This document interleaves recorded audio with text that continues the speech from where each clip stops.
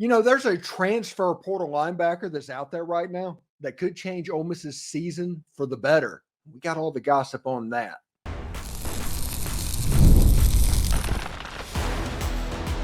You are Locked On Ole Miss, your daily podcast on the Ole Miss Rebels. Part of the Locked On Podcast Network, your team every day. Hi, I'm Stephen Willis, a former staff member at Ole Miss and a 10-year veteran member of the national media with Yahoo Sports. Thanks for tuning in. Today on the show, we talk about Ole Miss jumping into the competition for a big-time linebacker, but will it be too little too late, or will the Porter King put a rabbit out of his hat? Cormani McClain has a visit scheduled, and it's to a weird destination. We will explain. Tyler Barron still appears to be in a three-team holding pattern as well. And Ole Miss baseball seemingly dies and resurrects every single week. And this week, they may have punched their ticket into the dance. This is the Locked On Ole Miss Podcast, your daily podcast on the Ole Miss Rebels, part of the Locked On Podcast Network, your team every single day. We're free and available in all the podcast apps and on YouTube. Thanks for making Locked On Ole Miss your first listen every day, and a special hello to the everydayers that make the show what it is. Just so everybody knows, the week of 4th of July, July 2nd, we are going to do a meet and greet somewhere in the I-20 corridor around Jackson, Mississippi, maybe Madison, maybe Flowood. Time and location is still to be determined, but the date I'm planning on is July 2nd, just to let you know about that. Stay locked on this channel for more information. And there's still time to join the Grove Collective and help Ole Miss football go to the top. Go to thegrovecollective.com and join today. These days, every new potential hire can feel like a high-stakes wager for your small business. That's why LinkedIn Jobs helps you find the right people for your team faster and for free. Post your job for free at linkedin.com/lockedoncollege. Terms and conditions apply. Interesting stuff. It's one of those situations where the transfer portal can kind of go up and it ebbs and flows and ebbs and flows, and there'll be a little bit of information that just screams out at everybody, and then it kind of goes dormant for a little bit. Well, last week, a little bit of information came out, and Ole Miss is apparently recruiting this linebacker out of South Alabama. His name is Khalil Jacobs. He currently has visited Auburn already. He has a visit set up for Missouri and a visit set up for Alabama. So that kind of lets you know the company that they're running with in this situation.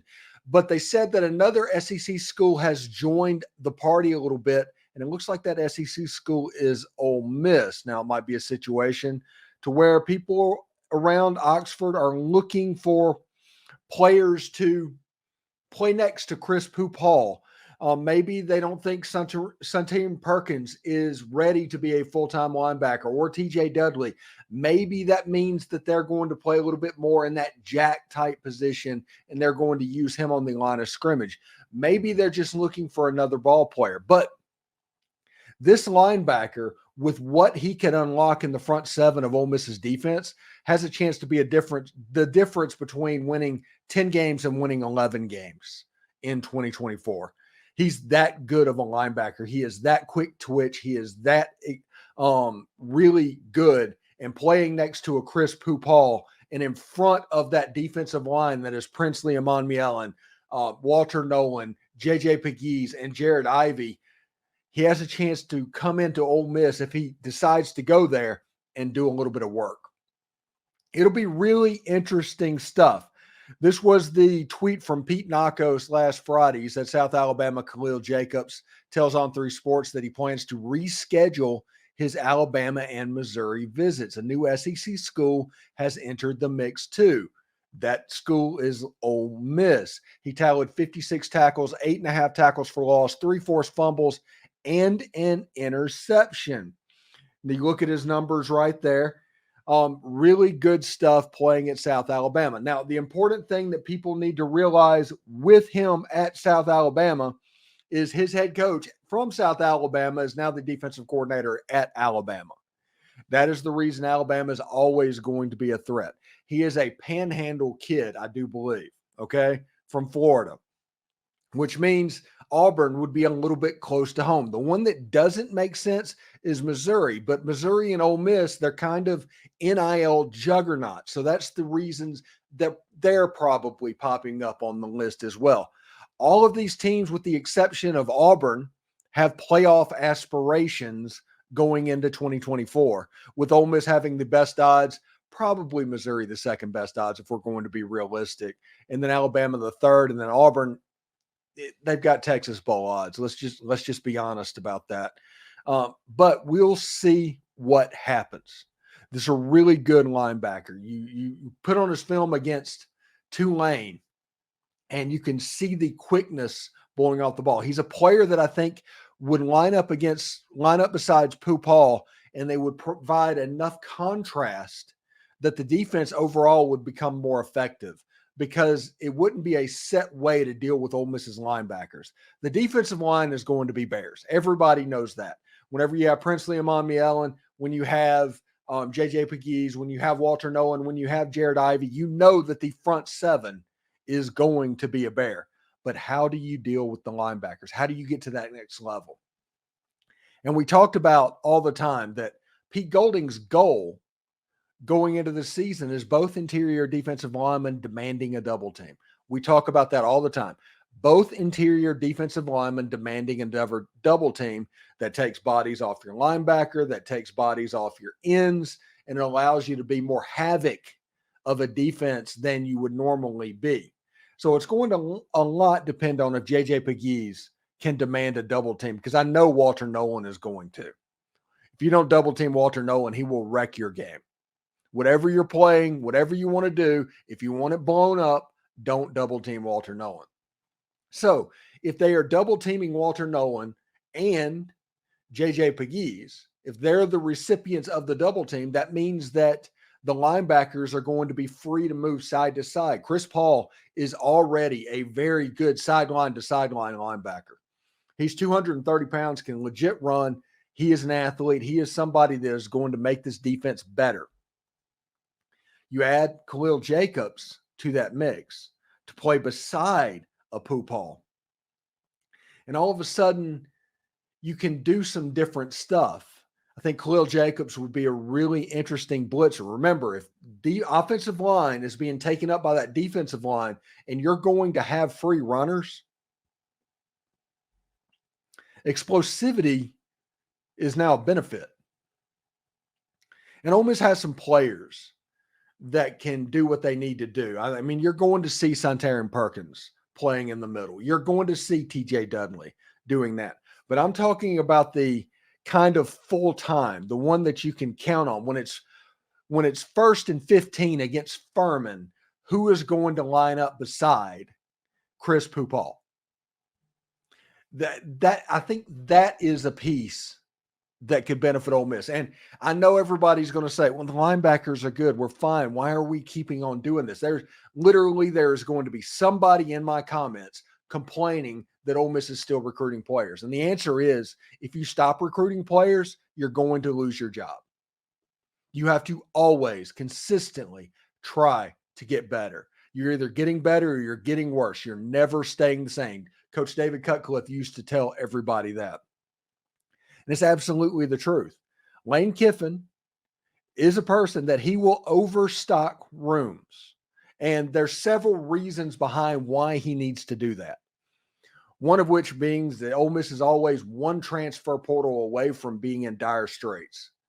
And you need as many people in that room to prevent the dire straits from getting there. The other thing is you just want to be better. You always want to raise that floor, raise that ceiling. And wherever you can add players that would do that all over the field, it's your responsibility to do that if you're making $9 million a year as the coach of the University of Mississippi. So just them still doing this and them still always looking for upgrades all over the place, that's not a harbinger of something bad. It's just the knowledge of them trying to constantly get better. And with Khalil Jacobs, you would get better. That linebacker room would get better. You want to talk about two guys that can go sideline to sideline and you can get creative with on long down and distance yardage situations? Yeah, This is your guy. Like I said, this is the difference between winning 10 games and winning 11. This is the difference between winning in Baton Rouge and losing in Baton Rouge potentially, or losing to Oklahoma and not losing to Oklahoma. I don't know about the Georgia game. I don't know where that one necessarily sits. But if you look at what we're hearing about this prospect, it would be beneficial for Ole Miss to at least shoot their shot. Now, here's the problem, okay? I've told you about all these good things that could happen. There's a chance that Ole Miss is kind of too little or too late to this recruitment. He had already visited Auburn. He's been in the portal since January. He has visits set up to Alabama and Missouri. Those are already set up, and Ole Miss is trying desperately to get in the game with this. It might be just a little bit too little too late. The portal team's going to shoot a shot. He's going to do what he needs to do, and he's going to try to, and anytime somebody comes on campus at Ole Miss, I mean, they're on commit watch just because it's an unbelievably awesome place. But somebody that's already visited Auburn, like I said, he's from the Panhandle. His former head coach is now the defensive coordinator. The benefit that Ole Miss has is probably Yam Banks. That's the thing. That's probably the pull that is making this kind of more than it already is Yam Banks. Feels like maybe those guys were boys, and that might be the connection that twists this Ole Miss's way. Interesting stuff, indeed.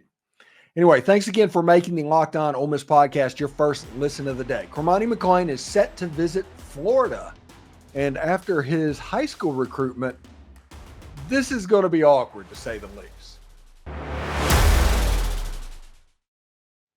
You know, when you're hiring a professional for your small business, you want to find quality professionals that are right for the role. That's why you have to check out LinkedIn Jobs. LinkedIn Jobs has the tools to help you find the right professionals for your team faster and for free. LinkedIn just isn't a job board. LinkedIn helps you hire professionals you can't find anywhere else, even those who aren't actively searching for a new job, but might be open for the perfect role. In a given month, over 70% of LinkedIn users do not visit the other job sites. So if you're not looking on LinkedIn, you're looking in the wrong spot. So on LinkedIn, 86% of small businesses can get a qualified candidate within 24 hours. Hire professionals like a professional on LinkedIn. 2.5 small businesses using LinkedIn cannot be wrong. So post your job for free at linkedin.com/lockedoncollege. That's linkedin.com/lockedoncollege to post your job for free. Terms and conditions apply. Are you watching Fox Sports and ESPN on your TV all day and you have to turn down the volume with all of that shouting? Make the switch to Locked On Sports today. It's a free 24/7 sports streaming channel program for you each and every single day to bring you the biggest stories without all of that screaming. Locked On Sports Today brings you can't miss analysis, opinions, and news. Streaming 24/7 on YouTube or the free Amazon Fire TV channels app. Part of the Locked On Podcast Network, your team every single day. All right, so it's really interesting stuff. So there's a little bit of nuggets that have gone on with other names that we've talked about in the past, and I'll just kind of update those in this segment. And the first one we want to talk about is Cormani McClain. He is the Colorado defensive back transfer. And the rumor is he is going to be visiting the Florida Gators. It says that Colorado transfer cornerback Cormani McClain is expected to visit the Florida Gators in the near future, per Pete Nakos. That's pretty interesting. Everybody talks that 12 schools between the Big 10, Big 12, and SEC have reached out to McClain. And obviously, Florida is one of them because I've heard rumors that he's already visited Florida. Now, he's from Lakeland, Florida, so it's not hard to get to Gainesville. That's another situation. So we don't know. They're being notoriously tight-lipped. But here's the interesting thing. Brandon Olson, who is the host of Locked On Gators, he is my counterpart in Gainesville. And it says, if Cormani McClain is a Gator, then he's a Gator. But I'm not going to pretend to be optimistic about him working out. He was very raw coming out of high school and needs a ton of refinement to be successful, where he hasn't shown the willingness to put in the work. He struggled a ton on the field at Colorado too. If he walks on and puts on the work, then great. but more often than not, high-ranking recruits that don't work hard burn out. That's an interesting type situation there. When you hear that happening, you know how I react when somebody is visiting Ole Miss's campus. And most everybody reacts that way. It is interesting, and it makes you at least pay attention when somebody acts the other way. Whenever that reaction happens, you're like, okay, what's going on? So we went back and looked at the Cormani McClain stats at Colorado, and he struggled mightily, especially against the run and shoot. And for everybody that doesn't know about the run and shoot, there's a ton of option routes. And what I mean by that is it's a situation where the quarterback and the wide receiver almost have to be on the same page. But if the receiver sees one thing, they do something else. If they see something that takes that away, they do something else. There's 2 or 3 route combinations that's always available in a run and shoot system. Freshman cornerbacks struggle against the running shoot because they tend to grab, they tend to guess. And whenever that happens, they do the other option and the guy's wide open, and it can really look like you're struggling. It can really genuinely look like you're struggling. And because of that, Cormani McClain, even though he was starting the later part of the year in Colorado, it's kind of a freaky type situation. Deion Sanders recruited him away. In the high school recruitment, it was between Florida and Miami, so we thought. Deion Sanders ended up swooping in and getting him. Cormani McClain thought he was going to go out to Colorado and become Travis Hunter. Travis Hunter is a really good football player. But you have the cornerback, you're playing both ways, all of that stuff. That's what Cormani McClain thought he was walking into at Colorado.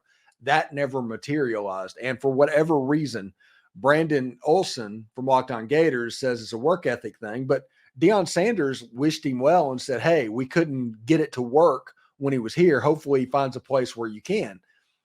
These are all red flags. These are all really, really red flags.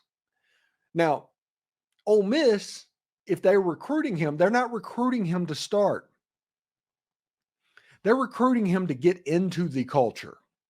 They are recruiting him to mold him down the line, put B. Brown on him, put Pete Golding on him to where he learns how to play cornerback at this level. And I'm sure Florida is thinking about doing the same thing. And I've heard a bunch of different stuff about Cormani McClain, about USF and UCF, and even the University of freaking Memphis.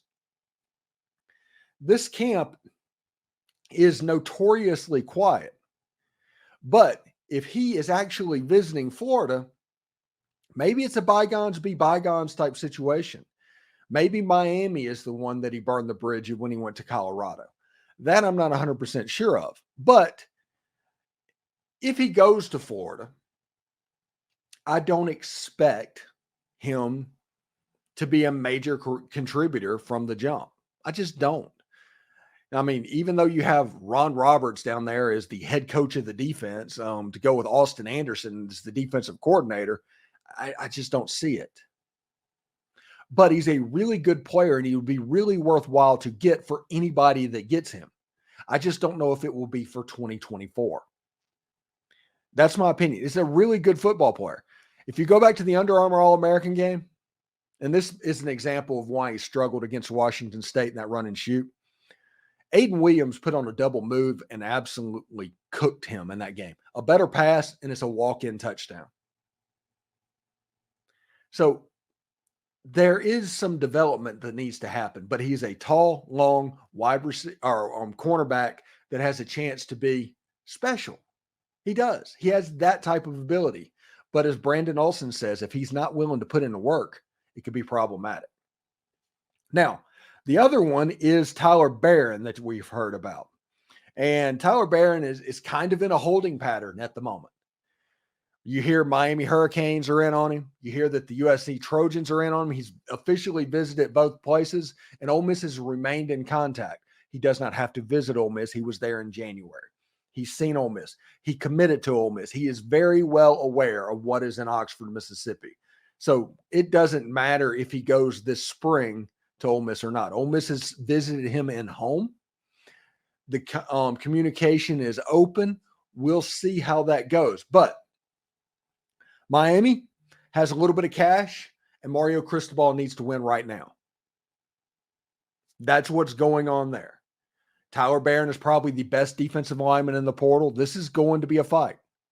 The three teams that are competing for Tyler Barron are three, quote, NIL-rich teams in the Miami Hurricanes, USC Trojans, and Ole Miss Rebels. And I have talked about this almost for the past 3 weeks whenever the transfer portal window was open and we first started talking about this Tyler Barron situation. Miami and USC getting into the game is interesting because they desperately need defensive linemen. Ole Miss doesn't. They don't have to have defensive linemen. Miami and USC have to have defensive linemen. Ole Miss is looking for roles on their team and not holes on their team. Miami and USC is trying to plug holes like putting their finger in the dam to plug the leak. That is what Miami and USC is doing, because if they don't, both of those coaches are going to be in a little bit of trouble. Lincoln Riley, if he throws up another 7-5, is going to be on the hot seat next season. Mario Cristobal, if he puts up another 7-5, he's going to be on the hot seat next season. Lane Kiffin, not going to be on the hot seat. Ole Miss is just trying to add roles to make their team a little bit better, and Tyler Barron would do that. Now, there's going to be people talking about locker room stuff with the way this went down back in January, and Ole Miss wouldn't be recruiting him if they thought that that was an issue. When Lane Kiffin talks about chemistry, consistently talks about chemistry, why would he go and try and affect that in a negative way? Interesting type stuff. I think Tyler Barron has a chance to end up at Ole Miss. I think he has a chance to miss a little bit of the summer workouts wherever he ends up. And I think that he and Princely Olen, potentially on Ole Miss's defensive line, could be a unit that takes Ole Miss deep into the college football playoff. I think Tyler Barron knows that as well. USC, not a playoff team this year. Not in the Big Ten. The Pac-12, maybe. Not in the Big Ten. Miami, not a playoff team this year. So it all comes down to the most thing on this stuff. Whenever you deal with these transfer players, do you want to get paid or do you want to win? If he goes to Ole Miss, he wants to win. And if he wants to win, don't worry about the locker room, because he just made a decision that was in the team's best interest. So don't overanalyze what is going on there. Thanks again for making Locked On Ole Miss your first listen of the day. Ole Miss baseball has put Ole Miss fans on the roller coaster this season. But you know what? They might be getting hot at the right time. It's winner take all time in the NBA and NHL, and FanDuel is giving you a shot to bring home a big win of your own.